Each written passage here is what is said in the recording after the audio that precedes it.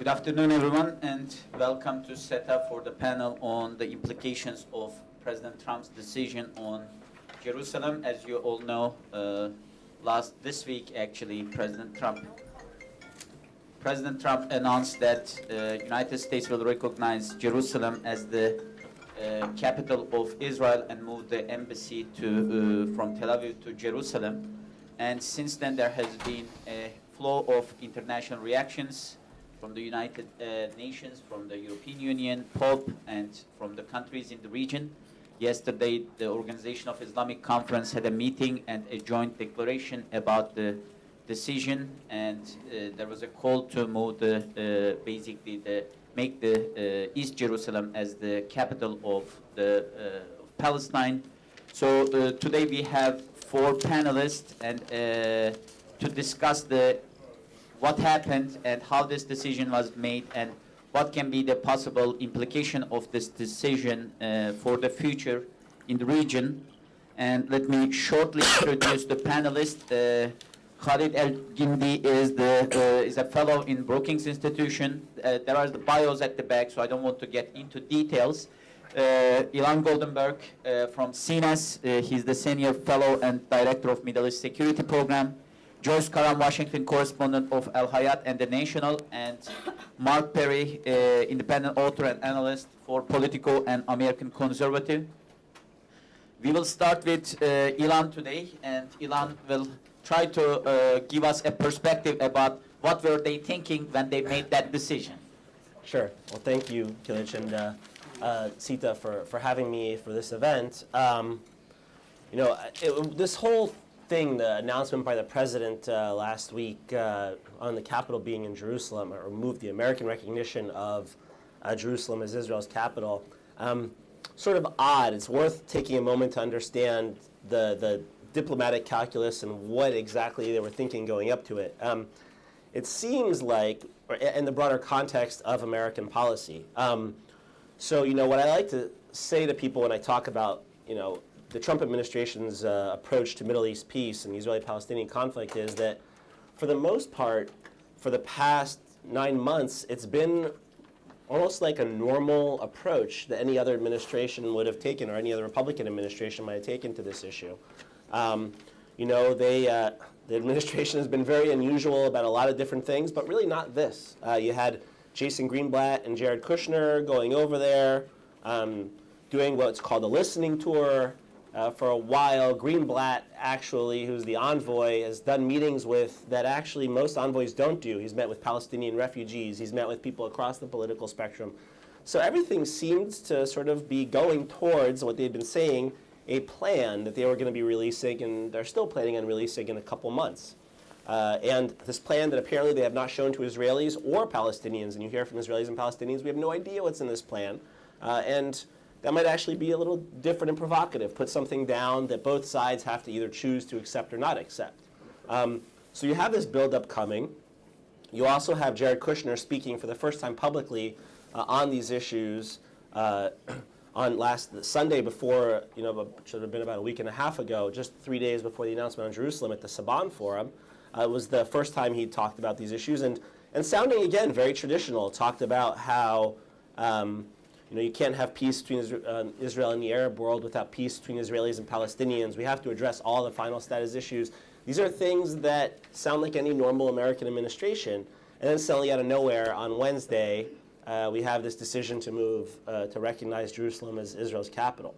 And so it sounds like what happened, at least, was that the president decided, I'm going to do this, and pushed for it very forcefully, despite the fact that you had this initiative ongoing. And essentially what we've done now is they've thrown a massive grenade into this initiative, into Palestinian politics, which will make it almost impossible for any peace process to move forward, as far as I can see. I mean, to me, this made very little sense. Kushner and Greenblatt, what they are telling people now is, we're going to let this calm down for a little while over the next few weeks. Eventually, the Palestinians will get over it, and we'll move on, and we'll go back to our negotiations. Of course, if you're going to do that, you don't start by sending the Vice President of the United States, who's broadly viewed as probably the advisor closest to Trump, who really pushed on this issue for domestic political reasons because of the importance of Jerusalem for sort of the evangelical base. So at the same time that they're saying we're going to cool down, you have Pence potentially going to the region. Originally, it was supposed to be this weekend. I think they've now pushed it back to to Wednesday. You know, and being told, well, Palestinians aren't going to meet with you, Christian leaders aren't going to meet with you, and him responding, and his office responding by accusing the Palestinians of walking away, which to me doesn't sound like de-escalating and letting things calm down. It sounds like just further stirring of the pot. So it really doesn't make a lot of sense in terms of an overall strategy. What I would have liked to have seen them do, and I'll just say a couple more things on this, you know, what they did and what they will say, and I think is true, is they left enough flexibility when they said, you know, the capital will be, Israel's capital will be in Jerusalem, to still say borders to be negotiated, final disposition to be negotiated in the context of any two-state agreement. They didn't say two-state agreement, I should say, but they said to be negotiated. So they didn't take away the possibility of two capitals in Jerusalem. But what they did is they gave this huge symbolic give to the Israelis, and to the Palestinians they gave this very mushy sort of vague assurance that wasn't nearly as clear. So it was this huge give to the Israelis and nothing for the Palestinians, which is, I really think, what set things off. If they had been smarter about this, what I would have argued for is, first of all, if you really want to do this, don't do it as you're about to announce a peace plan. Do it as part of announcing a peace plan, and give things to both sides. So if they had, for example, instead said, we're putting down parameters. As part of this, we believe that any agreement will have to have two capitals in Jerusalem, one for Israelis and one for Palestinians. We're going to recognize Jerusalem as Israel's capital, but we are also going to take the consul general that we had, the consulate that we have in Jerusalem, and turn that into an embassy for the Palestinians. So we will have two embassies in Jerusalem. That might have actually worked. Or if they said something like, we're going to recognize a Palestinian state along with doing this. Something big and important and symbolic for the Palestinians as part of an overall approach. Because I do think at the end of the day, we have to, the reality is Jerusalem will be Israel's capital in any agreement. But Jerusalem will also have to be Palestine's capital in any agreement. So there's no harm in recognizing reality as long as you don't do it in a way that's totally counterproductive and destroys diplomatic negotiations and is seen as completely uneven and then takes you out of the game as being able to be that mediator that the U.S. has so long tried to play that role. Thank you. Thank you, Ilan. I will have some questions to you after the first tour.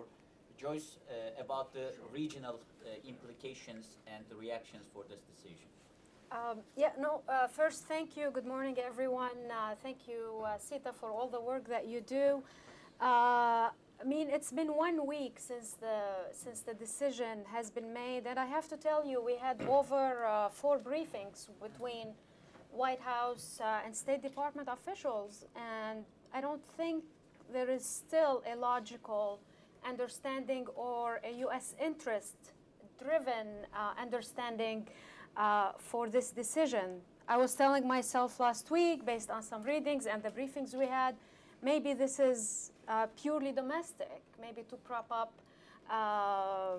the president and Vice President Pence and perhaps Roy Moore in Alabama, which it didn't seem it worked that way. But and on the other hand, in Israel, maybe to help Netanyahu, who's facing investigations, who could be indicted, as well as several of his ministers. And on that level, I think it worked. It helped Netanyahu. And it did help the Republican leadership here with its base.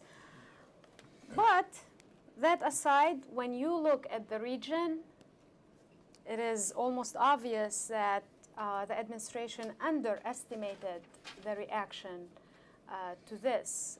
So far, a week later, we're seeing protests happened in more than 10 Arab capitals. I mean, you've seen from Tunisia, from Mauritania to Sudan, to Cairo, to Beirut, to Turkey, of course. Non-stop protests over the last how many days. So that tells you, when we were speaking to a U.S. official, he sort of cynically said, let's see if those who predicted street upheaval will be correct. And, well, here it is.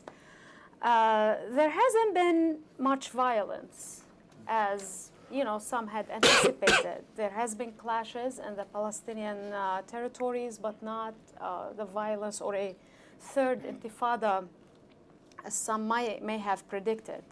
But if there is one thing, and anybody who follows the Middle East would tell you, that would unite Arabs, despite their differences on conflicts in Yemen, in Syria, in Iraq, in Libya, it's Jerusalem. I mean, it is the capital. The narrative about Al-Quds is very dominant in Arab literature, in Arab songs, in Arab poetry. So disregarding all of this, and as Ilan was saying, they didn't give anything to the Palestinians. Just plainly kicking the Arab street in the gut like this, it's, I think, very naive to not have expected a strong reaction. We're seeing, the vice president trip right now. This trip, it's fair to say, it was planned in advance, and it was targeting the Christian minorities in the region. That was the purpose of the trip. But if you look at the schedule now, main Christian figures have canceled their meetings. I mean, and you've seen the Coptic Church cancel its meeting today. There is the custodian of a church in Jerusalem said the vice president won't be welcome. We don't have confirmation that Pence will be going to Bethlehem. I don't think he will be going to Jordan, who's been very vocal in its criticism. So in many ways, I mean, forget Roy Moore and the domestic play. What we've seen gradually from this decision is undermining the U.S. credibility and standing in the region. It doesn't mean it's not reversible. In a few months' time, when emotions calm, when perhaps a plan is put on the table for the Palestinians, a credible plan, they could walk back from this, especially that the decision itself, if you look at it, and the administration has gone out of its way in saying, this doesn't mean we're moving consular services. The sovereignty over Haram Sharif and the Temple Mount is not changing. So the decision itself is very symbolic, but it's just, in my opinion, it does undermine the U.S. standing, and it is something that, we haven't seen in a while, has brought a unified front in the Arab street. You've seen Hezbollah, Hamas, and then protesters in Tunis and elsewhere carry the same signs. So that wouldn't have happened 2 weeks ago. Thank you. Khaled, a little more about the Palestinian reaction maybe? Sure, but before I do, Sure. I have just a couple of things to say. First of all, thank you to SETA and good morning to everyone. I just want to give some general impressions and some context and then get into the implications that I see going forward. I think what was most striking to me was the nature of the declaration itself. I think as far as I can see, this was purely motivated by domestic politics. There was no, I think, very minimal attempt even to couch it in foreign policy, much less national security terms. This, I think, not since Truman in 1948, when he recognized Israel, was such a critical decision on Middle East policy made purely on the basis of domestic politics, and sort of bucking the foreign policy establishment at the same time. And I think there is a parallel also in terms of the significance and the weight of this type of declaration. I think it is on a par with Truman's recognition of Israel and the Balfour Declaration in 1917.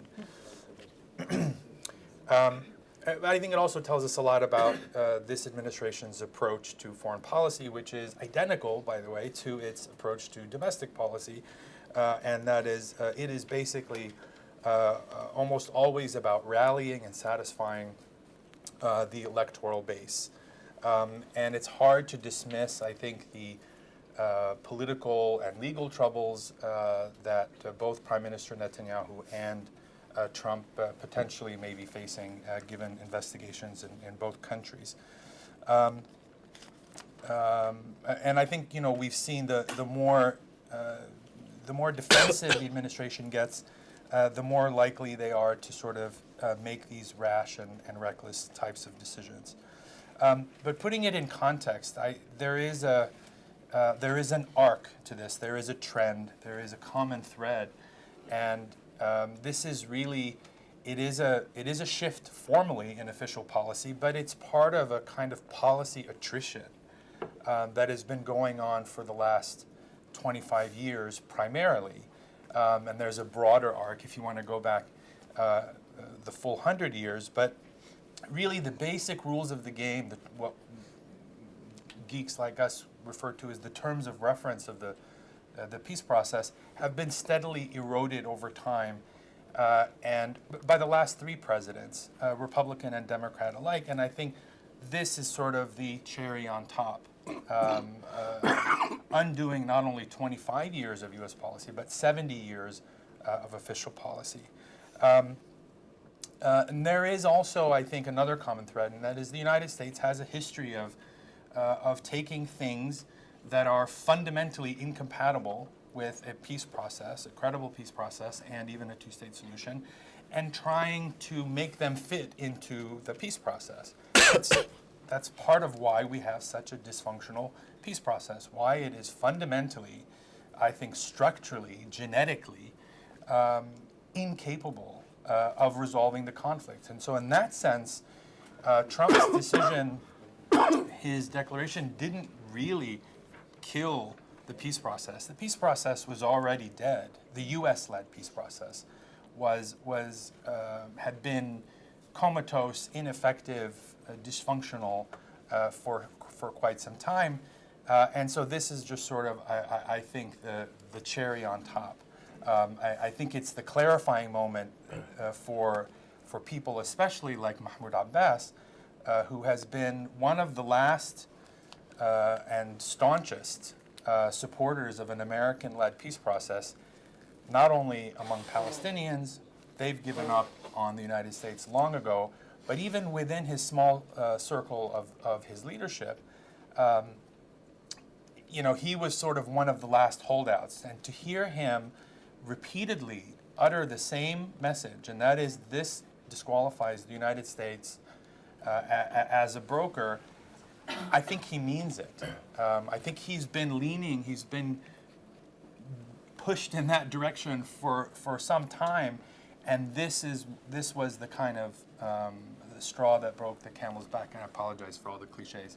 And so that's when I see the Palestinian leadership really as the biggest losers in this. I think the administration clearly had not thought it through, not only in terms of the reaction on the ground, but in terms of the diplomatic and political fallout for the presumed Palestinian partner that they're trying to bring to the table. I can't imagine a scenario in which the Palestinian leadership returns for lots of reasons. One is that the U.S.-led peace process is dysfunctional and has failed, but also because of what we know about the nature of the administration. I mean, the fact that they were willing to make this decision without having thought it through very thoroughly, and without having any real grasp of of the implications for the Arab world, for the Palestinian leadership, I think tells you a lot about how serious they are. And we also know a little bit something about their plan. We've seen leaks of some of the details now in several different sources. They seem to be very credible. And so what is on offer, I think, is not going to be all that appealing for the Palestinians. I would say, and I'll end with this point. If you think of it as a diplomacy as kind of a financial transaction, the cost has gone up considerably. The political cost for Mahmoud Abbas to go back to an American-led process. And the value of that product has at the same time diminished considerably. And so it's become less and less appealing. There isn't much there for a very high cost. Thank you very much, Khaled. And Mark, what this means for the region and what this means for U.S. foreign policy after this? Thank you. Thank you for being here. I'll end with that. Sure. In summer, maybe it was I had two different visits in 2004 with Yasser Arafat, with Mr. Arafat in his office in Ramallah. This was the end of the Second Intifada. It was winding down. And I was very intent to question him on who started the Second Intifada, what his thinking was about the Second Intifada, why it got so violent. And we had a translator there, Nabil Abdurradena. And so this was fits and starts conversation, but I'll telescope it. And he said, listen, at the end of the Clinton administration's Camp David negotiation, at the end of Oslo, I went to the president. At the end of Oslo in 1994, I went to the president and I said, listen, we have made this agreement with the Israelis, but we're out of balance. They're very strong, and they have you. So the scales are weighed, and this is going to be difficult for me. So from time to time, I'm going to call you, Mr. President, and I'm going to ask you to rebalance the scales. I might need somebody to come in to help me. I might protest about settlements. I might object to Israeli moves. I need you to balance the scale. And the president agreed to this. And from time to time, I would call him, and he would say, okay, and he'd call Rabin, and we would rebalance the scales. He said, and then Camp David happened. And it didn't work for him. I warned the president, I'm not ready for this. But he wanted it, so we did it. At the end of it, I went to him and I said, I'm going home. This didn't work. I'm very sorry. And I came back. And then Mr. Sharon marched on the Temple Mount. And over the next 4 days, there were a lot of Palestinian dead. And I called the president and I said, please rebalance the scales. And he said, I won't do it. No more. I won't do it. He said, so I took the keys off my desk and I opened the jail cells and I let out people.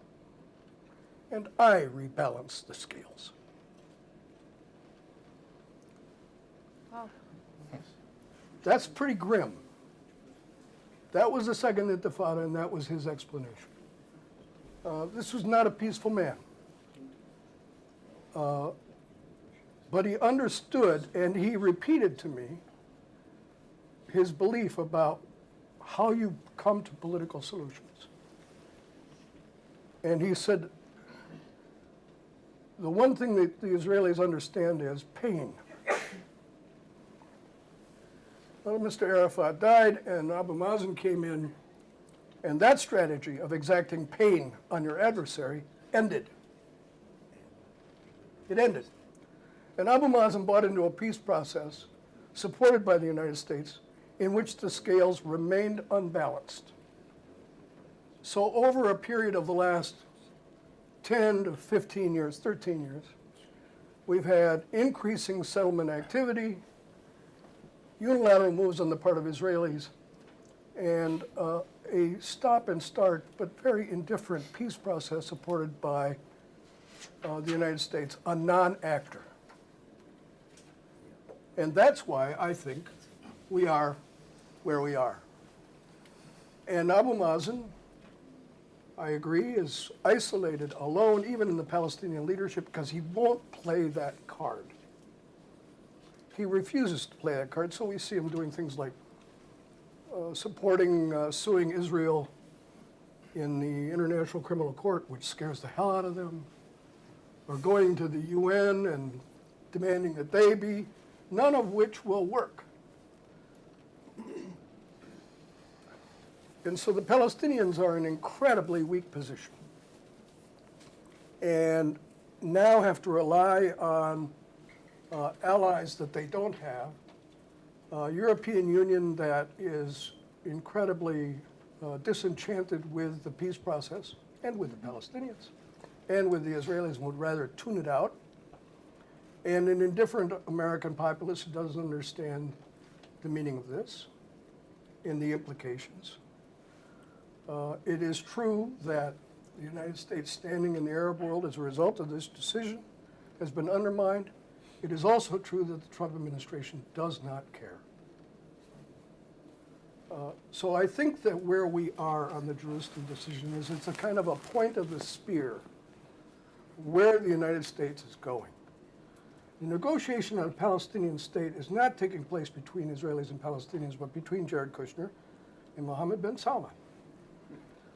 And we are going to be very careful, the United States is going to be very careful not to impose a peace on the Israelis and Palestinians, but be very careful not to impose a peace on Israel, which is politically untenable in the United States. So there's only one alternative to imposing a peace on Israel, and that's to impose a peace on the Palestinians. And that, I think, is what we're going to see in the plan to be released shortly. That is to say, and it was, I think that if you read Jeff Harrison's piece in the American Conservative and Amjad Attala's piece, which is kind of an add-on, you will see that what the Palestinians are going to get is what is normally called Gaza Plus, but it well may turn out to be Gaza only. I'm gonna close there, but I think it's important to give an insight into how exactly it is that this happened, and I agree that it was for domestic purposes. There was a meeting of the National Security Council on the Middle East on November 7th, 17th, in which the primary deciders on national security policy were in attendance. And it was a wide-ranging discussion without the president. When the president walked into the room and sat down, he was supposed to be there for 20 minutes to pass off on a policy recommended to him because it was his idea that Jerusalem be recognized as the capital of Israel. This didn't come from Pompeo or Mattis or Tillerson. This was his idea. And he sat down, and there were 3 people, I understand, at the table who opposed the decision. Mr. Tillerson, Mr. Secretary Mattis, and Mike Pompeo, who is a little bit more quiet than the others. And H.R. McMaster was strangely silent. And after 1 hour of discussion, Mr. Trump was only supposed to be there for 20 minutes. And hearing the objections to this, Mr. Trump said, "I've made the decision, we're going to do this."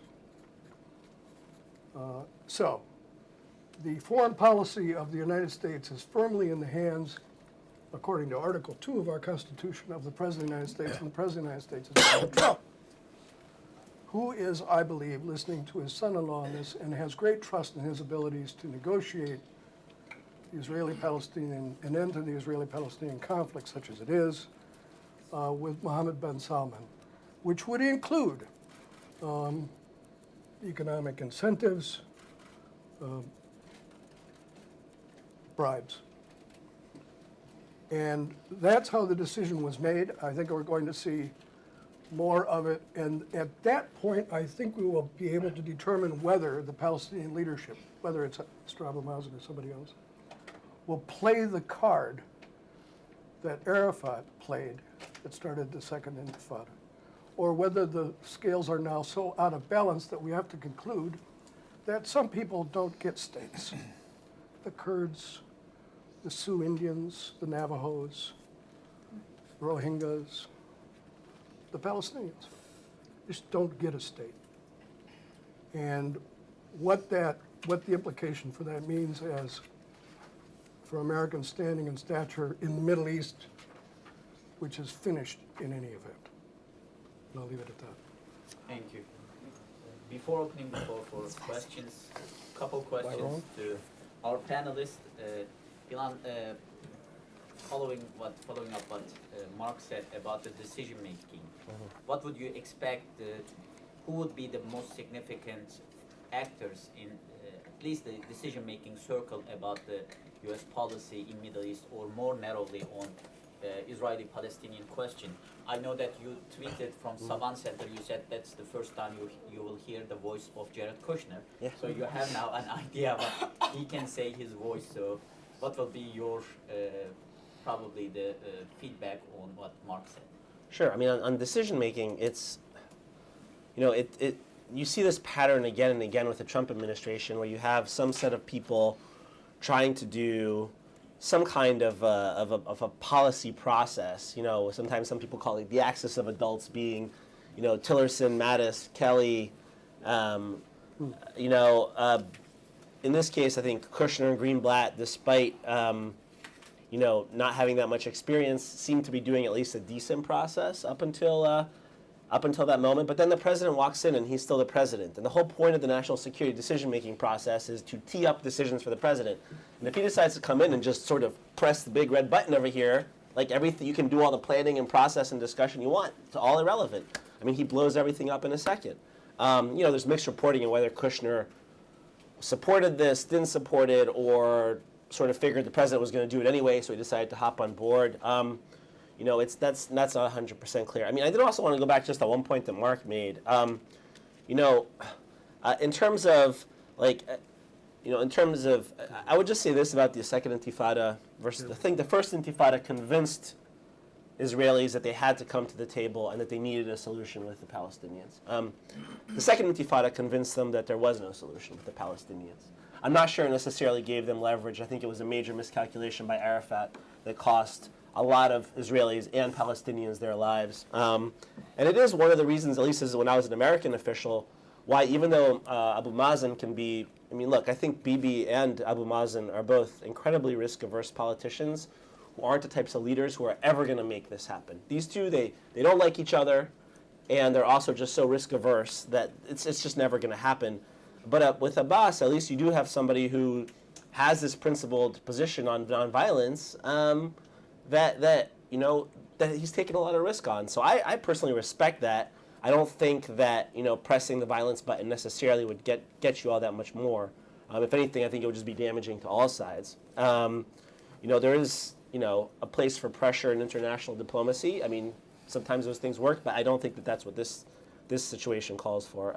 And then just one other point, just because I want to make it, because I want people to, we have seen a lot of protests. We haven't seen a lot of violence. That's good. But the one thing to watch out for is we've seen more rockets coming out of Gaza and more Israeli airstrikes into Gaza in the last week than we had seen any time since the last war.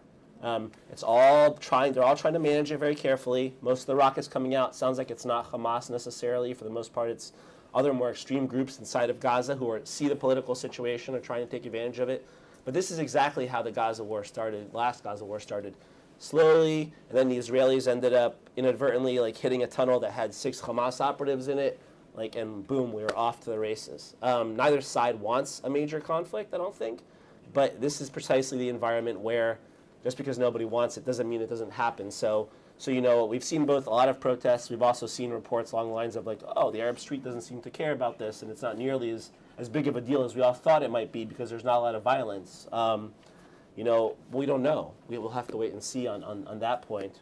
And this Gaza thing is what worries me. I mean, the fact that they are protesting, they care. I mean, you've seen, sadly, you've seen 500,000 die in Syria, but you haven't seen that many protests. So anybody who says Arabs don't care, I think they're in very deep denial. Mark, to your when you start the conversation about Camp David and what happened after that, I remember reading Clinton's memoir, and Clinton said in his last face-to-face meeting with Arafat, he said, "I'm leaving, and George W. Bush wouldn't care. And Barack is leaving, and Sharon is coming. Sharon will not care. And Dennis Ross is leaving. That means nobody in NSC would care." And you finished your conversation by saying that Trump doesn't care. So who cares about the peace process in the United States at this point? I watched CNN for 2 hours last night, and it was all about Alabama and this Omarosa leaving the White House. And I don't think there was a report in the 2 hours that I watched CNN on the foreign policy issue. Now, listen, I go through this in my brain every single day, this whole thing about violence. And the second Intifada was awful, terrible. I was there. I saw a lot of this. It was awful. And I agree that it alienated people from the peace process. And perhaps the Israelis drew the wrong conclusion that you cannot trust the Palestinians. I understand why you might come to that conclusion. But the prospect of violence should in itself be an incentive for the United States to work to resolve this issue.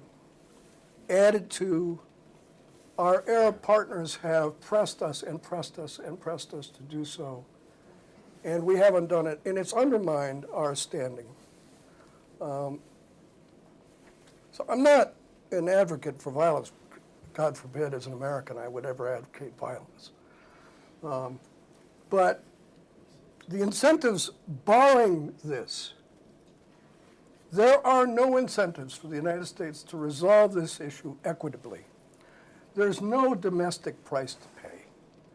Saudi Arabia is not going to abandon its relationship with the United States, nor is Jordan, nor is Egypt, if the Palestinians aren't given a fair shake. It's just not going to happen. In this constant wishing and hoping that we have that, we can deliver when we haven't. Since 1948, the first thing I think that people in this room should do, because we're the ones who obviously care about Jerusalem, the thing that we need to do is have a very clear-eyed sense of where we're going.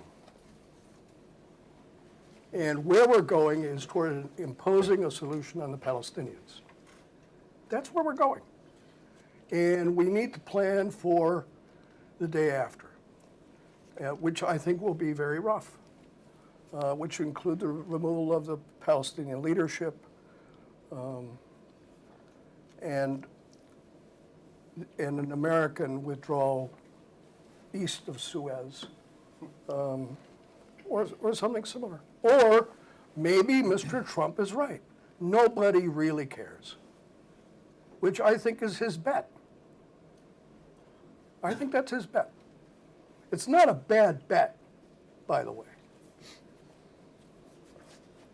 Joyce, a question Sorry. about the possible implications and impacts of this decision to Israel's relations with the countries in the region. While writing this, me and my colleague was actually writing what would be the possible, before this decision, of course, the opportunities for Turkey-Israeli relations. And thanks to God, we add a note at the end saying that, well, like a decision about the, like the Palestine or an attack in Gaza can destroy this rapprochement between Turkey and Israel. How about the Israel's relations with other Arab countries? especially there were reports that Saudis and Israelis were getting along really well about certain issues.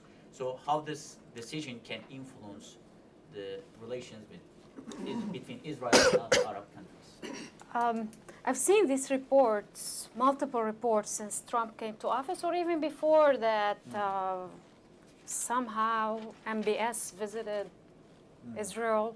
There's some photos of a plane. Some intelligence officer yesterday in Elaf, Israeli Minister of Intelligence, inviting him over. I think this is mostly an Israeli talking point, and we should put it out there. This is a myth. This is no Saudi official in their right mind, no Arab official, more so at the time being, would risk their own credibility, would risk fueling their own street by a rapprochement with Israel, which is more why this decision by Mr. Trump last week corners U.S. allies more than anyone else. I mean, at a time when you're hoping to form a coalition against Iran in the region, you've just given Iran the perfect narrative post-Syria and post-Iraq. Here was Hezbollah in the last, I don't know how many speeches from Hassan Nasrallah, running out of talking points, what to talk about Yemen, Bahrain, Syria, Iraq, that has completely undermined Hezbollah's credibility among Arabs. And we see them now fully embracing the Jerusalem, the Jerusalem cause, fighting against Israel, even calling for a social media campaign. So, if anything, I think Arab partners of the U.S. in the Gulf and elsewhere will be very reluctant in any rapprochement with Israel. Even enforcing a plan on the Palestinians, at the time being, it's not feasible anymore. I mean, you see the Arab press, our outlets included, day in and day out, Jerusalem is the headline. And you saw, I mean, the one and only senior Arab American official in the administration, Dina Habib Powell. She's leaving. Now, yes, the timing of her raises questions. She's saying it's for family matters, but she's 1/3 of the so-called peace team. So, you know, 1/4. How many? Greenblatt. Friedman. Oh, sorry. Yes. Yeah. So. Khaled, do you want to add anything on this? I mean, I agree. I agree with Joyce that I think it's going to be a very, very tough sell. Not that they won't try to impose something on the Palestinians, but if you look at I wouldn't expect that Abu Mazen is going to play that card that Mark talks about of violence or trying to leverage that. That's not his thing. That's not what he does. It's not who he is. But Abu Mazen is 80-some years old, and he's not in the best of health, and he's, eventually going to depart the scene, and there will be others, and none of those that you see on the horizon are any more inclined to an American led peace process than he is, and in fact, most of them are populist. Whether you're looking at Hamas as an alternative, or whether you look at people like Mohammed Dahlan. These are individuals and factions who have populist instincts, and so they are going to play up the resistance card to the extent that they can. They're going to speak in grandiose rhetorical terms and about never surrendering. And so Abu Mazen, I think, really is the last best hope. I mean, that's the great irony is he was the last best hope for a peaceful settlement of this conflict. And I think once he's left the scene, we've entered an entirely different phase of this conflict. And I think we're already now entering this phase. I think if there is some sort of Palestinian uprising, which I don't see happening mainly because of the political dysfunction on the Palestinian side, and you do need political organization, you need leadership, as we saw from many of the failed uprisings around the region, and from what we know of the Palestinians' history themselves, I don't see that happening. But if and when it does happen, I think it will reshape not only the terms of reference and the whole nature of what we call a peace process or the Israeli-Palestinian conflict. I think it will reshape Palestinian politics, and you know, it wouldn't surprise me if the next uprising is directed not just at Israel but also their own leadership. That is the tenuousness of Abu Mazen's position, and the fact that, I mean, frankly, not many American administrations really put that much thought into whether a Palestinian leader has domestic legitimacy or what kinds of pressures he faces. But we've reached a new level of that sort of level of obliviousness, where it was never a consideration in the least. Abu Mazen will sign or he won't. But his limitations and constraints as far as his politics, that's simply not that's not a factor in American thinking. Thank you very much. And I can now open the floor for Q&A.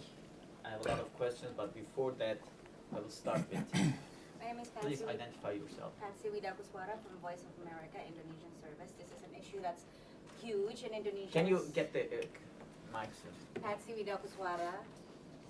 Hold it close to your mouth. Patsy Widakuswara from Voice of America Indonesian Service. This is a huge issue in Indonesia.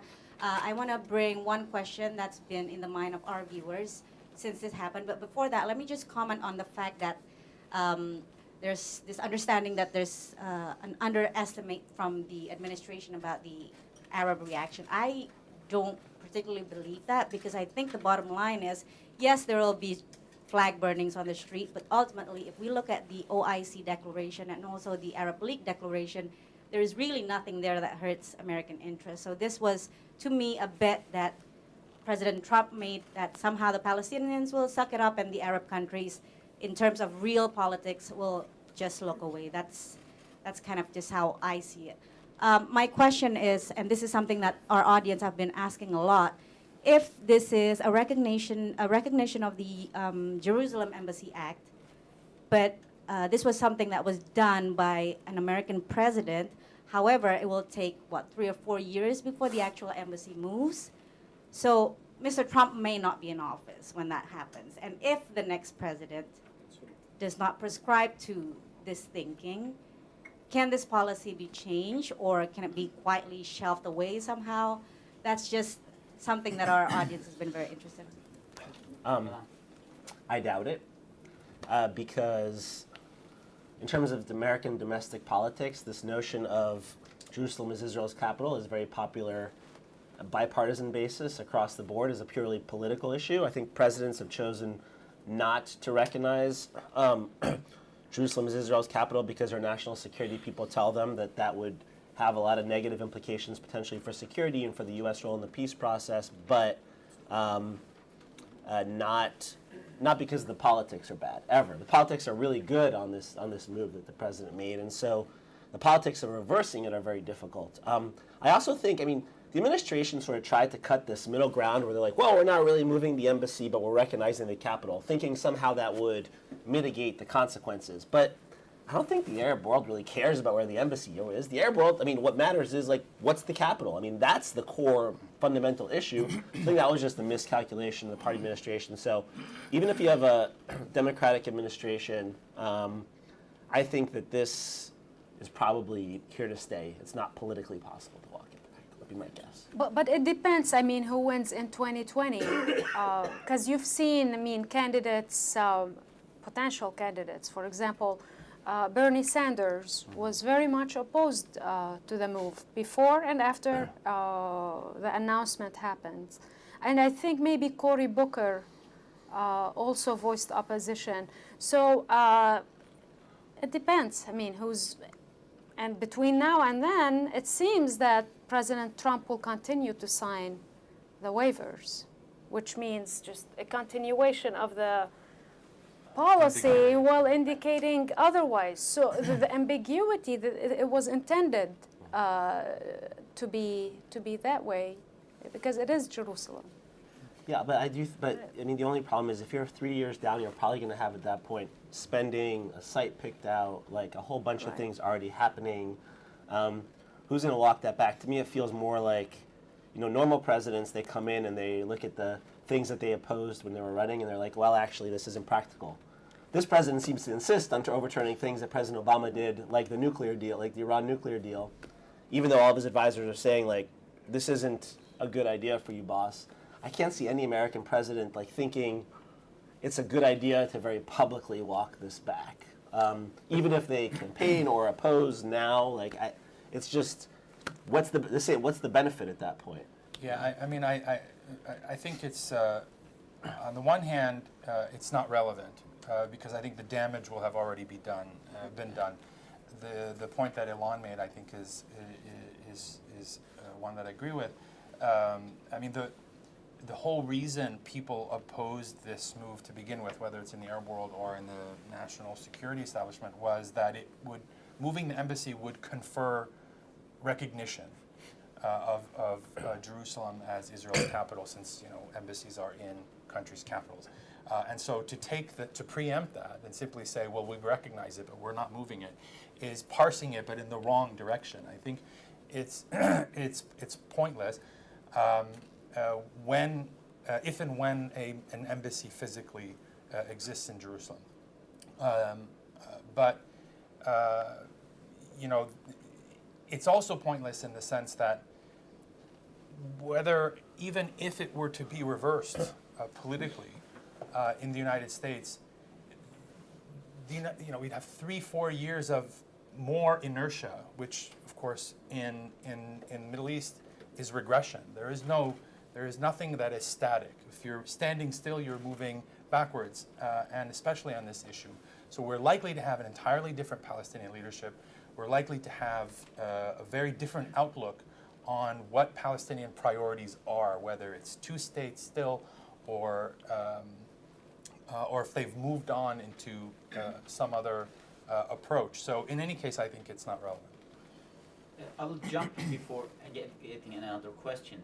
We keep hearing from the foreign policy experts in this town that the domestic policy plays the most significant part, and there is constant reference to evangelical votes here. Were they, and nobody was expecting this decision, are they overestimating the influence of evangelicals because nobody can find any explanation, or were they underestimating the influence of evangelical voters to shape the foreign policy in terms of at least Jerusalem decision? Mach nicht. Who are they going to vote for? Bernie Sanders? I mean, Trump is going to keep his evangelical base, whether he'd made this decision or not. And so I mean, I think it's a complete wash. If I could just follow up on something else. We have to remember how the decision was made.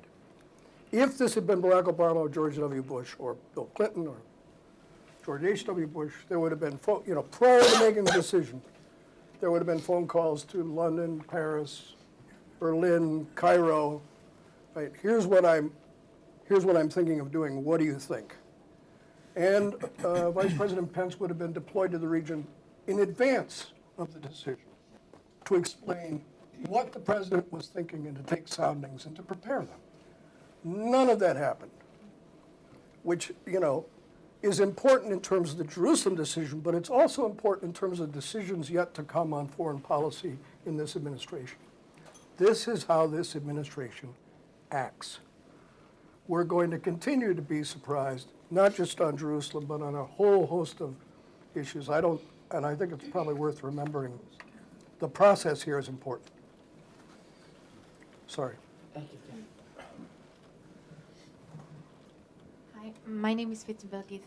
Well, I have 2 questions. First, recently, when I was looking on the Palestinian issue, you see a lot of bumping on Google search or whatever about the pay for slay fact and like the bill signed by the Congress. So, and then comes this decision.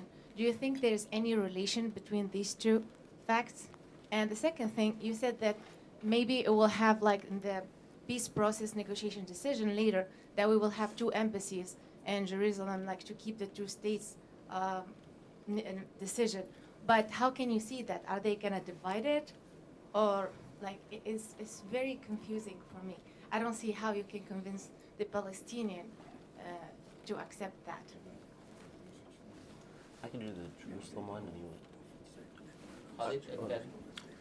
I was going to take the first. yeah, the first. On the first question, this was kind of the trajectory that I was referring to of this kind of attrition in the rules of the game and the erosion of U.S. policy. We've really, since 2011, 2012, we've seen this trend particularly pick up in Congress, where it's not just Palestinians who feel that they're kind of over the peace process. Congress has also kind of, we're done. Okay, we gave you this latitude during the Oslo years and even through the Intifada, and now we're done. The nature of U.S. politics, the nature of Israeli politics, demands that we're no longer. So we've seen a number of legislative initiatives that are essentially denormalizing, not just Oslo, but denormalizing relations with the Palestinian Authority, with the Palestinian leadership. So that process that began in the mid-90s of suspending all of these U.S. laws that banned dealings with the PLO are now being reversed or allowed to expire. And so that process has been underway for the last several years. Taylor Force, I think, is the exclamation point on that, saying, we're not going to fund the PA anymore. And so that's, everything has been pointing towards this moment. And so it's related in the sense that it's part of the same trend. I don't think it's related necessarily operationally, that they were coordinated with one another, but it is part of the same trend that people, that consensus that existed, that narrow consensus for a while on a two-state solution and the peace process is now closing on all sides, among Palestinians, certainly in Israel, and here in Washington. Okay, can I add one thing? Even when you look at the Democratic leadership and the Senate, Chuck Schumer said he actually advised Mr. Trump back in October to recognize a unified Jerusalem as capital of Israel. So that's even a step further, because Trump didn't say unified, and except for, that I've seen, except for Dianne Feinstein, except for Bernie Sanders, and maybe Cory Booker, there hasn't been much Democratic opposition from senior Democratic figures from Congress, which I think it's music to Mr. Trump's ears, when doing this. Oh, there is more of I do think there is more of a political divide, at least amongst Democrats now, than there has been previously on the question of Israel. A lot of it brought on by Prime Minister Netanyahu's very direct confrontation with President Obama in the Iran deal, which then created sort of this, really put Netanyahu as being associated with the Republican Party and gave a lot more space for Democrats. So it's interesting, like legislation that used to very easily pass through the Hill with like more than 400 votes on Israel, like now faces much more complications in a Democratic caucus than it used to. Just on the question of Jerusalem, I'm not saying that necessarily that'll be, if we get to a two-state solution, I think it'll have to involve a capital for each side in Jerusalem. And I think there's ways to do it. It's very complicated, but the reality is, first of all, West Jerusalem, that's very easy, that's part of Israel. The Clinton parameters argued for what is Jewish, what is Arab, which is basically you have, Jewish neighborhoods and Palestinian neighborhoods in East Jerusalem. You can find ways to physically separate them so that the Palestinians end up, Palestinian neighborhoods are part of a new Palestinian state. And then the old city, you have to have some kind of special arrangement where essentially they share. There's other options like an open city model where the whole city is open to both sides. I think that's a little less practical, but that's just my view. But there are solutions for this that have actually been worked in great detail, including architectural renderings, security plans. There's been some really interesting work done on this. So I still think, it's physically possible. Whether it's politically possible or not, or whether that option is closing is a whole different thing. And I think that's more what you're hearing from other people on the panel, which I agree with, that the opportunity is becoming less and less. I'm not as convinced it's gone forever, only because I have a hard time seeing any other good, viable solutions. And I still think if you had just a little bit of a change, look, we just went from, a year ago we had Barack Obama, now we have Donald Trump. Like, things sometimes change very dramatically. And if you had a different, for example, Israeli leadership, let's say Netanyahu seems to be struggling, and you had an Israeli leadership more open to a deal, which you may very well have in the next few months or in the next year, I wouldn't give up on it, partially because, all the other options are so bad. But, I'm also not overly optimistic. I agree with what a lot of people are saying in terms of the directions are all bad, people care less and less. Yes. Rose, we've heard some discussion about not giving enough to the Palestinians and rebalancing the scales here. How about, rather than, maybe as an alternative to, or in addition to giving the Palestinians more, how about taking something off the side of the scale for the Israelis, such as if you want the embassy in Jerusalem, you have to give up something. And what would be obvious to me would be the settlements, either stopping the settlements completely or reversing them to some extent. And do you think this ever occurred to the administration? And maybe most importantly, how would this have worked out? Obviously, the Israelis would have balked quite a bit, but at least it would be a rebalancing that I think some people could more easily swallow. Mark, since you come up with rebalancing, let's start. Yeah, I think it's a good idea, and it was tried by the Obama administration, and it didn't work. Taking something off the scales. But was there a quid pro quo there? Well, in order for it to work, in order to tell the Israelis, you're going to freeze settlements, you have to be able to punish them when they don't. Take away money, defense agreements, whatever it is. And there's an unwillingness on the part of the Congress to back something like that. And no administration wants to be put in a position of being against Israel because it's domestically impalatable. And so I think that you're right. There ought to be, and this is Ilan's idea too, is, there should have been a quid pro quo. But what exactly would it be? Your idea is to take something back from the Israelis. I think that's politically difficult to do. I agree in principle, but I think it's politically difficult to do. I think maybe you could give the Palestinians something that Israel wouldn't like, but what would it be? And how would it look? And how would Israel react? And could they energize their constituency here to do that? I mean, one of the problems with the peace process is that it seems to presume that we're going to approach it even-handedly. And we've found that to be very difficult to do, so that we've ended up being Israel's lawyer, and now they're realtor. And it's problematic. I would like to add that in rebalancing the scales, that the card that I think might be played probably wouldn't work. Violence, another intifada, isn't going to work. Israel's going to crush it. They're going to have a lot of support from the United States. And it's going to be abhorrent to what Arab allies we have left in the region. And so, I'm kind of doing what you're doing. I'm struggling with, what's the next, now that we have Jerusalem done, what's the next approach? What can we do? And nothing comes to hand very easily on this. I would just say that there was never really an expectation that the United States would be even-handed. The expectation at best was, I think, articulated by Aaron David Miller, a former diplomat and U.S. negotiator, who said, you know, we may not be an even-handed or a fair broker, but we can be an effective one. So that was the basic proposition, is that the United States would weigh in, the president in particular, when it was most needed, when it was most critical at these strategic moments.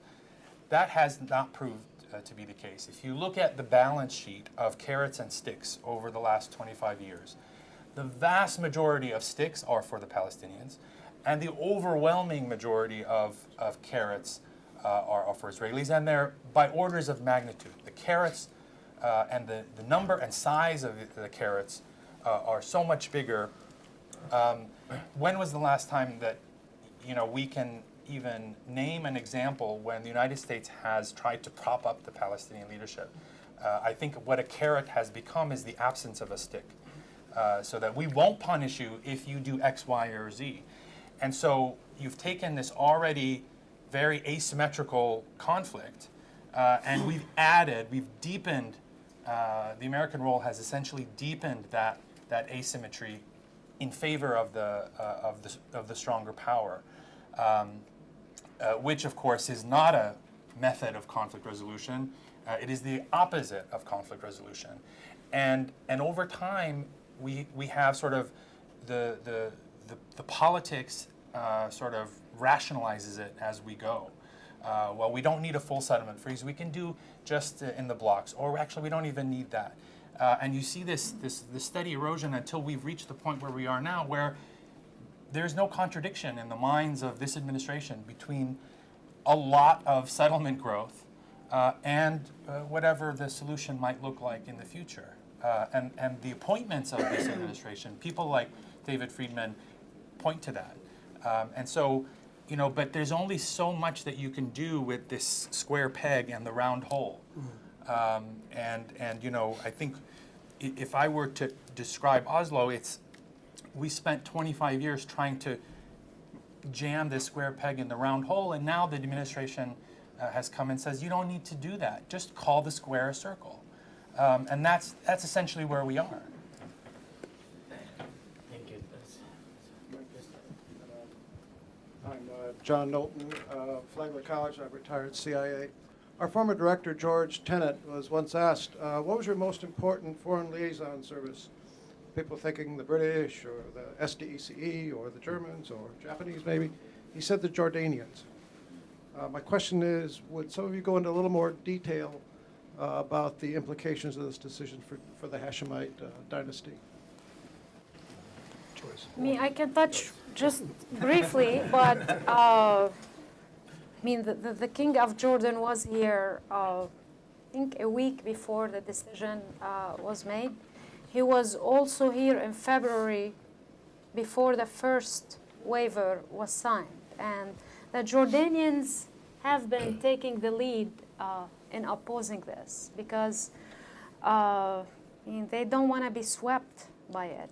That's logically, I think, the explanation.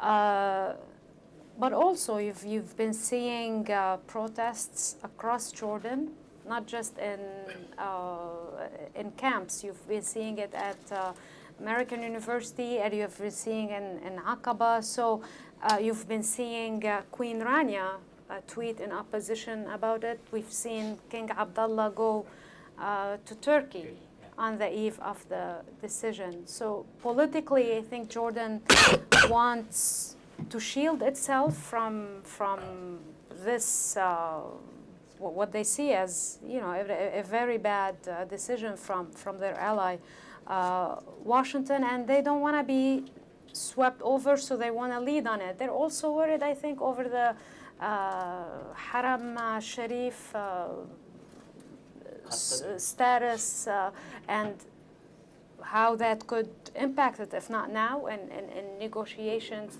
later about their legal standing. So from what I've been observing, they're very concerned, more than other Arab nations, and I'm not sure even the vice president will be going to Jordan on this trip, which is also interesting. But this is, an example of how, again, this decision undermines the U.S. standing.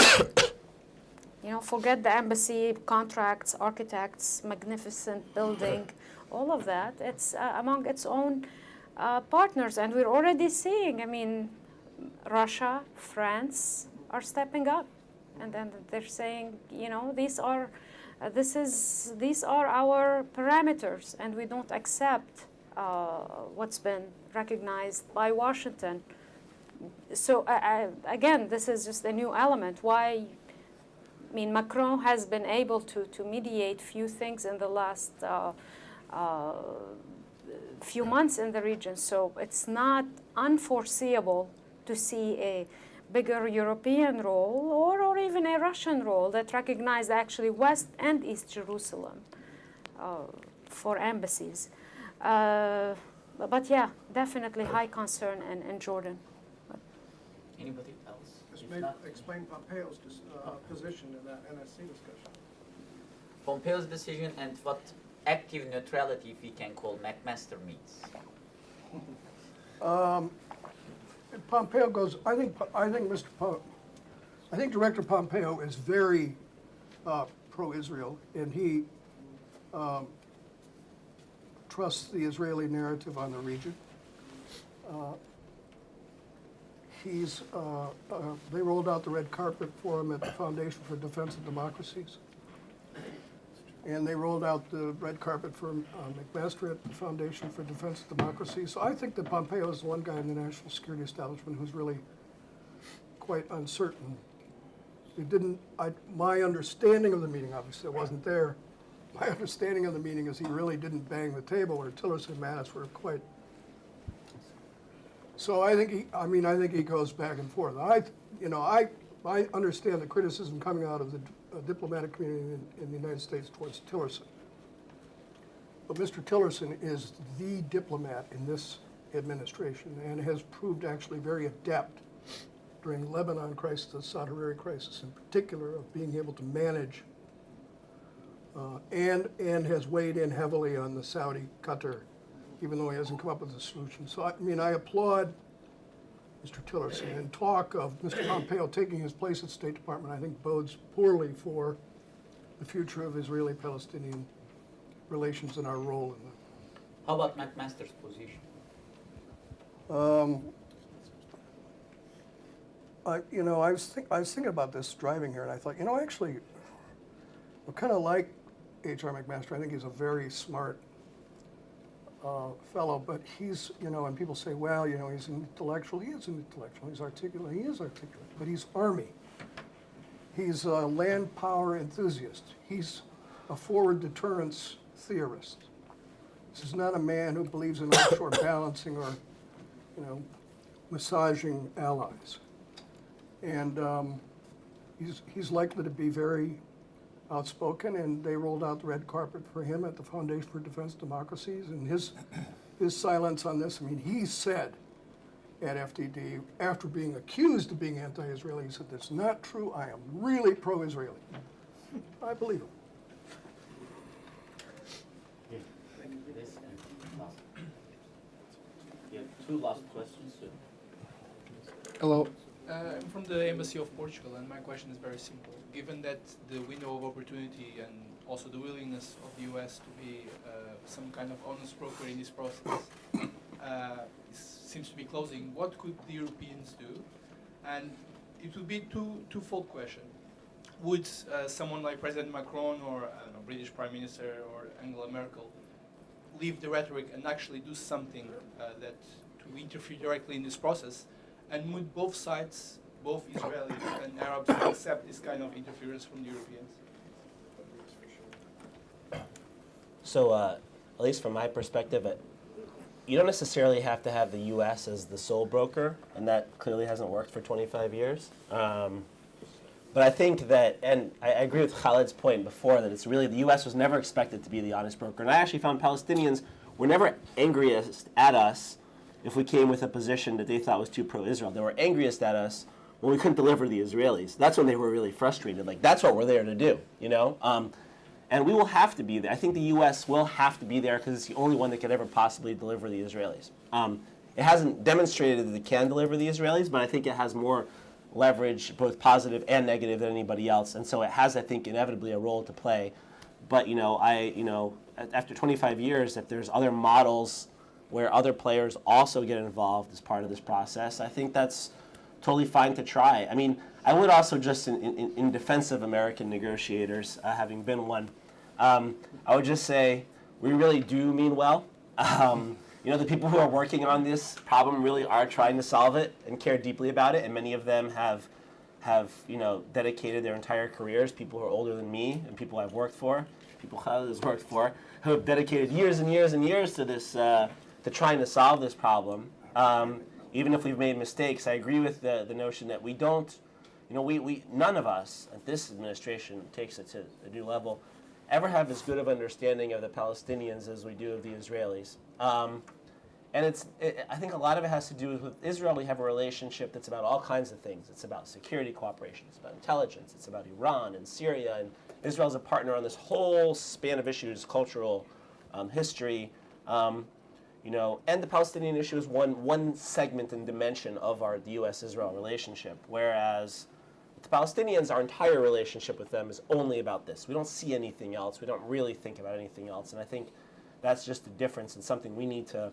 And so we just don't have as good of an understanding. And so if there's actors who can play that role, who understand the Palestinians better and be brought into the equation, what that looks like is an open question to me, but it's worth pursuing, or at least thinking about. Let me just take 30 seconds. I promise to point out a semantic problem that I have with my colleagues here. We never promised to be even-handed. Everyone knew that. And what we promised was to be effective. Here's the deal. That's the bankruptcy of our negotiating position. We can't be effective unless we're even-handed, and we have never been. If we're going to negotiate and mediate a solution to the conflict, then we have to exact compromises from the Israelis, and we've never been willing to do that. We are poorly positioned to do it because of our constituencies in the United States and the political problems the presidents have. That seems to me to be the key. Well, there's been moments where we've had leverage. Our greatest leverage when we've managed to actually use it and exact cost has been when American presidents have made Israeli prime ministers really unpopular and gotten them booted out of office, which happened a couple times, both George H.W. Bush and Shamir, and also Clinton and Netanyahu in the 90s. And 20 years ago. But it hasn't happened. It hasn't happened recently. Obama, this was Obama's problem from the very beginning, is he was not popular in Israel, and so he had zero leverage. He couldn't go over Netanyahu's head. Actually, one thing Trump seems to have is he's very popular in Israel. Bibi is terrified of the notion he's going to end up in a major confrontation with Trump on something, because that would then be very bad for Bibi's domestic politics. It would be seen as he's the problem if he can't get along with either Obama or Trump. And so, ironically, this administration, if they choose to use it, which thus far they haven't, has more leverage with Israel than almost any previous administration, at least in a while. But far less Inclination. inclination to use Yes, it. yes, So both of yes. those have gone up. The amount of American leverage has gone up, and the amount of willingness to use it has gone down, and that Yes. is bipartisan. Exactly. Joyce, do you want to add a few sentences No, about the European initiative? I mean, I think Because- we'll just watch the French role, because you would see these are the ones Macron has showed very good sense of pragmatism in the region so far. They're more involved in, they were instrumental in the Lebanese crisis. So it is I think France Tillerson had a European- role, but it's France, yeah. But I think that the French role is gaining momentum in the region. But I would also say, the Trump may be very popular in Israel, but if you look in the Arab street now, it's not going well. I mean, in the same week, we've seen the Supreme Court authorize the travel ban, which they don't want to call it a Muslim ban, but fine. You've seen the videos that he posts on Twitter, the fabricated, breaking the I mean, just you know what I'm talking about. So I don't know how you negotiate peace around Haram Sharif with this reputation. And it's really also don't. not an administration, sorry to interrupt, that is finely attuned to nuances and detail. It is the exact opposite. And the president's instinct is, where is the biggest bang for my buck in terms of rallying my base? He's not thinking, what can I get from the Israeli side from a diplomatic standpoint? He's thinking, what buttons can I push that is going to have people rallying behind me? And those are all the wrong instincts for very delicate issues like these. No, I hope I was not trying to imply that, that this crew could actually pull this off, but just that there's this irony is getting out of this control. leverage. But I know you got the time. Right. I will collect two questions, the last two questions. Yeah, Hakan. Thank you. Hakan Kopur with the Anadolu Agency. Just a quick question. Yesterday in Istanbul, as you may know, OIC countries just made a declaration recognizing East Jerusalem as the capital of Palestine. What does that mean to you, and what's your assessment? And can we have that question, two questions?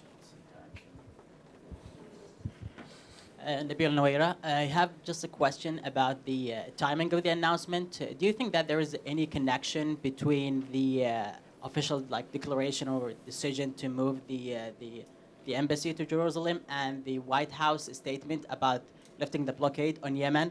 Do you think that the U.S. actually blackmailing Saudi Arabia, maybe not necessarily to support the decision, but maybe to kind of constrain its religious machine, not to further fuel, anger over this issue? Or you think these are two different issues? Thank you. Yeah. First, OIC. OIC. Yeah, Joyce. So the OIC, I mean, it's very significant to see 57 nations recognizing, but concretely, tangibly, will we see embassies? Where? I mean, who controls the ground in East Jerusalem? But it's significant, especially to see, representatives from Iran, from the Gulf states in the meeting and all agreeing. On the Yemen, it raises questions because of the timing. It was almost 2 hours after the decision, followed by another statement, more lengthy statements, a day or two later. And it was also at, between them, we've seen a escalatory statement from Saudi on Jerusalem. But it's all been statements. Nothing has happened. The blockade in Yemen has not been lifted, and they haven't reversed their decision on Jerusalem. I wouldn't rule out the timing, however, as a tool to pressure Riyadh, maybe to take a step back on Jerusalem, but I'm just speculating, Just that with this administration, it usually seems like when they do two random things that happen to be like one right after the other, it's almost never connected or strategic or well articulated. So I'm skeptical. I'm more in these two things just happen to pop out. I mean, they did three separate things on Jerusalem: the Kushner talk, the Jerusalem announcement, and the Pence visit. And I don't think they thought about or coordinated any of those. And things. Nikki Haley also. Yeah, and Nikki. Yeah, they're all over the place. I will have one last question for our panelists, and this for Mark and Ilan. What will be the U.S. How can this decision influence the U.S. strategy, or if any, it's in strategy or policy in Middle East? Because most of the countries in Middle East objected this, and Turkish president was very vocal. And kind of when I look at the Turkish newspapers, there was this disappointment that, in each and every time there's an attempt by Turkey to rapproch or fix the ties, it was Operation Castellade once, and this decision kind of influenced not only Turkey's decision with Israel, but Turkey's relation with Israel, but Turkey's relation with the United States as well. How do you think it can influence the U.S. policy from now on with the countries in the region? So, for my take, it's going to depend on what happens next. So nothing can happen. So it can be like Taiwan phone call of the president. No. So it's possible. It's possible that it basically. So if you don't have what happens next on the ground? So if we don't, I mean, we've seen a lot of protests. We haven't seen huge violence. If eventually things just sort of subside and cool off, and everybody goes, I mean, they're angry, they're disappointed. They're not going to forget it. But we are, the United States. They need the United States. They need the relationship for a whole bunch of different things. They go back to it. I mean, there's just not a major shift. If there's something kind of explosion, let's say you have a major conflict in Gaza that comes out of this, that is really seen as the United States' fault because we spurred this on with this stupid sort of unnecessary move, I think that's different. I think that it probably has longer-term implications. And so for the Americans to be so reckless and for no good reason to cause something like that. So I think it sort of depends on, and especially if that starts to impact the domestic politics of some of these other countries. I think if it creates huge headaches for them, then it'll come back at us. If it doesn't, then over time it will subside. Be my guess. Yeah, I think that's right. I think that there's liable to be an internal administration kind of discussion about, all right, we moved maybe, Mr. President, it was a great decision, Mr. President, but you moved a little too precipitously. Maybe we could give something back rhetorically to the Arabs. So here's my suggested paragraph in your next talk. But, maybe we'll see something like that. The article I'm really, just as an aside, the article I'm really thinking about doing is playing poker with Donald Trump. I'd love to play poker with Donald Trump. I mean, this guy's holding no cards at all, and he's pushing his chips in. Every time it goes around the table, he's pushing his chips into the middle, and you think, God, this guy must really have something, right? That's art of the deal. Right, that's the art of the deal. I'm not sure it works here, or 1 year into the administration. I think the idea that Mr. Trump, that people are thinking, this guy really must have something. He has quite a strategy. He's starting to wear thin, not just on the Middle East, but elsewhere in the world. And now people are kind of trying to fill the void, I think a number of us have said, or trying to insert themselves into the Middle East. And I don't think that we should ignore also H.R. McMaster's recent anti-Turkey, anti-Qatar kind of narrative that's coming out now, which seems to endorse a position that wasn't really endorsed by anyone in the administration until very recently. So, the president has enormous power in our society. And the tendency is to kind of rally behind him, even among the skeptics. And I think that that's the pattern we're going to see. Maybe we'll see, a rhetorical flourish from the president as kind of an offhanded acknowledgement that this was done too quickly and without much forethought. That's it, I think. Joyce and Khaled, what about the countries in the region? What will be their relation? You mentioned multiple times the public opinion, but what about the state-to-state relation? Do you think it will be influenced by this decision? I mean, watch Vice President Pence visit next week. I don't think many leaders want to be, taking pictures or with him at the moment. So it might be just, I think he's only visiting Egypt and Israel. So that's one. We have to see what the president will say on Monday. Yeah. He's announcing a new national security strategy. But this is toxic time. I mean, you don't want to be seen as, what's the word, abetting Trump on this issue. So we're coming to holiday times, even in the region, few weeks of probably buying time and then see where things evolve. I mean, the Arab governments definitely need this administration when it comes to Yemen, when it comes to intelligence sharing, when it comes to countering Iran. So they're probably hoping that this will gradually calm down and fade over time and come back to just business as usual. I agree. I think for the time being, this is one of these bitter pills that most of America's allies in the region feel that they have to swallow, and hope that in time, at least their own citizens will kind of forget and go back to worrying about the actual problems that they have in their own countries, or maybe they won't. Hope that, but I think the risk in that is, one, Palestinians won't forget, and even if their visible manifestations of anger kind of subside, it's part of now this collective memory that they have, and they won't allow, I think, Abu Mazen even to be seen to be going back to an American-led process. And there's also going to be a lot of pressure on the security coordination issue, which is already very, very controversial.